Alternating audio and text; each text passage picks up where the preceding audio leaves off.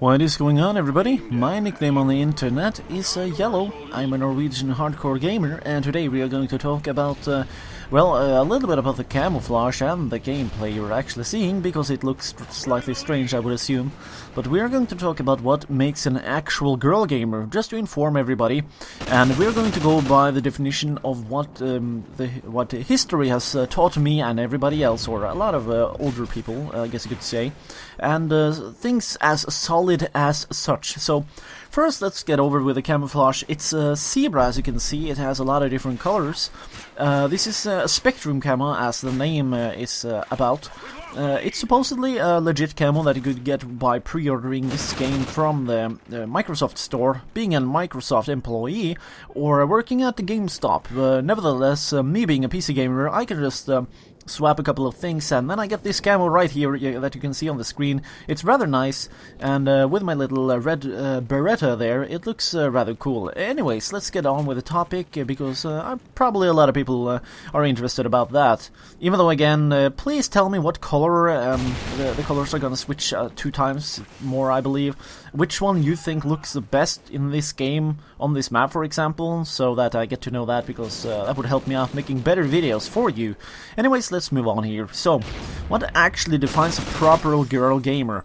Now, I've already thought a little bit about this, and again, I'm not the youngest guy in the, I was gonna say, on the street. That doesn't make any sense. That sounds old-fashioned, what the fuck, me? But really, what defines a proper girl gamer? So, by the definition, a gamer is a person who is playing a legitimate game. And by a legitimate game, let's go a little bit back in time. So, I remember when I was about 4 years old, I was introduced to Super Mario, and me and a guy named Marcus, we sat down in front of this NES system. It was a crazy witchcraft to me when I was that young. I don't even believe I remember this, but I do. And we sat down and we actually spent a good session playing that game for about 2 or 3 hours. I was suck enough to get to level 2. But the point is that we sat down and we dedicated time to this interactive experience. So that is actually what defines a proper game as well. A lot of people nowadays, they define a gamer as somebody just playing something labeled as a game. But that doesn't make you a proper gamer, not just by the history's definition, but by a proper definition, even though, again, people disagree. So what am I meaning? What am I exactly talking about? Okay, so what is a game? Right here, what we are playing is an interactive experience, and we are dedicating a solid amount of time to it, playing it. I believe this session here I play for 1 hour 20 minutes. That is a proper dedicating time that I sat down. I just sat down, recorded, I was having fun, I was trying to figure out stuff, and I was immersed into the experience.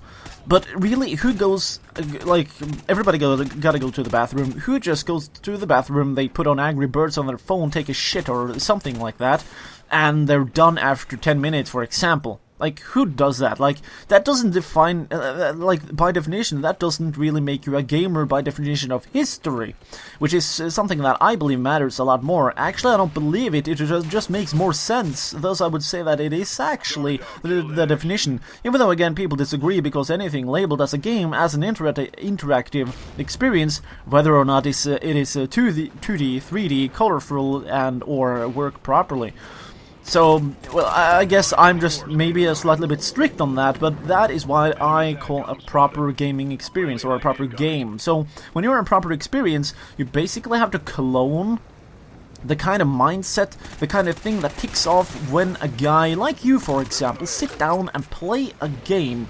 And you dedicate proper time to it, whether or not you are having a good time or a bad time. That is actually something that you can see with a lot of Call of Duty players. Whenever the game fuck up, because it's poorly made, because the company doesn't give a fuck, people still sit through it, through the rage of the agony of all the bullshit. Even though it's annoying, because they are being proper gamers. You're being a true gamer if you just sit through the rage, and maybe thing gets better or worse, you never know. That's kind of a thing about it. But that it's kind of, yeah, I guess you could say the mindset, which is, I guess you could say, residue by, or old DNA, being in the role of hunters and gatherers for, I guess you could say, your tribe or whatnot. I mean, a lot of people lived in the different conditions.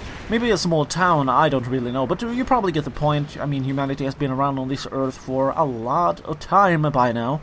Point is that it really sucks you into the soul of the being itself related to this kind of thing, and that is what defines a proper male gamer. You have to clone some of the biggest key aspects towards this and merge that with a female to make a proper female gamer. Like, there is no other way.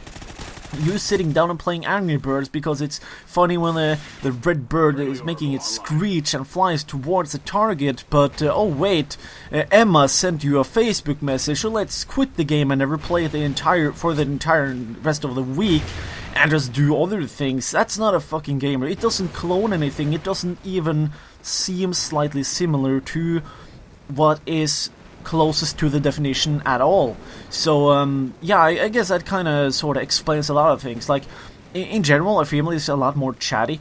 They can also be more crafty with their hands when it comes down to actually doing stuff. This by evidence and by looking at our society today just makes sense. It ties directly into what we did in the past, and yeah, it ties into the majority of females. But what makes a proper female gamer is a person who immersed themselves into the experience like a man. What that means is that you're not advertising yourself as a female gamer online, almost like something worse than a whore, with less dignity and less enjoyment. It's almost a slightly bit brave to do, as for it's extremely annoying to everybody who actually care about the gaming experience, thus actually not making those people who scream the most for attention a proper female gamer. Hell, even if you scream that you're a female gamer, that doesn't make you a female gamer at all. It actually draw you away from the entire, yeah, I guess you could say category, if you would actually use a category at all.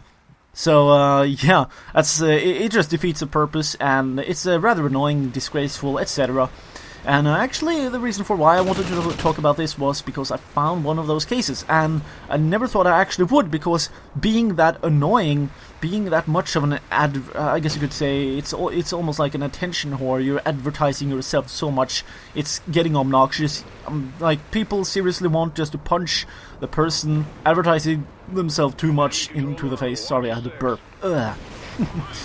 It's like getting to a point where it's ridiculous. Like me, for example, I could do the exact same thing on a way fucking higher level. I could be obnoxious, I could scream and yell, I could say obnoxious, retarded things, and I could post my fucking content on a million different websites, and the list just goes on. But really, that defeats the purpose. It doesn't prove that you're legitimate any way, shape, or form.